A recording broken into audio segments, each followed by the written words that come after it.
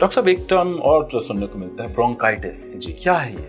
हमारे जो श्वसन तंत्र है उसके कई सारे कंपार्टमेंट्स होते हैं, जैसे सांस के रास्तों के नीचे के यूनिट्स, जिनको मैंने अभी आपसे बोला निमोनिया होता है। जी। तो ब्रोंकाइटिस मतलब सांस के रास्तों की सूजन है। इस सूजन को आना ब्रोंकाइटिस कहते हैं।